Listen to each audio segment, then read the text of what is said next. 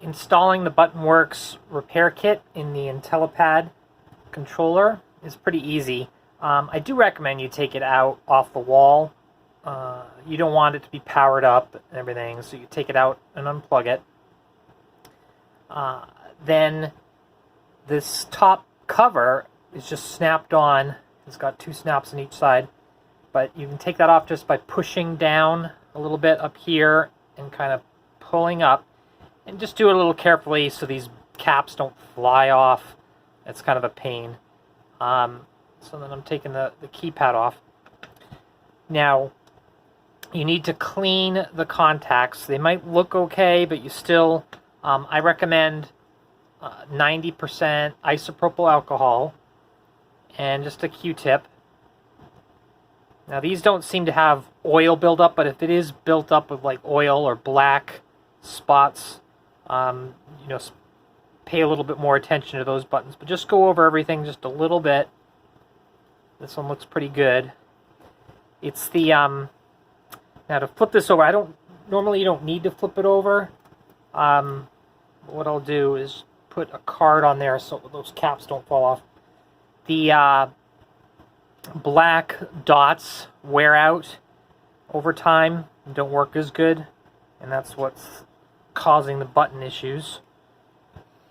So this is a membrane keypad, very thin keypad with a spacer, and you peel the brown layer off and just stick it down, and then these buttons will push down on these buttons, and these buttons will take over the switch function. So you just peel the brown paper off. It can be a little difficult sometimes to start the corner. I've had a lot of practice. Pick at it with a fingernail. If you have trouble with the fingernail, you could use maybe a knife. Just be careful. But yeah, I can basically just sort of pick at the corner. Now the paper will come off really, really easy once you get it started. If you're having any trouble at all, it's probably because you're splitting the layers. There's actually sticky layers here, multiple layers. So the paper comes off really easy. And then you can see the buttons, how they line up, and then there's holes. So what I'm going to do is I'm going to match up the holes. I'm going to go this way. I'm kind of bending it a little bit like this, lining up the holes, and then I'm just going to let go. And I really don't want to push down on this because I want it to be as flat as it can be, so I don't want to be pushing on the buttons. So I'm just making sure it stays there. Now all those holes need to line up because there's pins, little rubber pins, that you have to put back in the right place through those holes.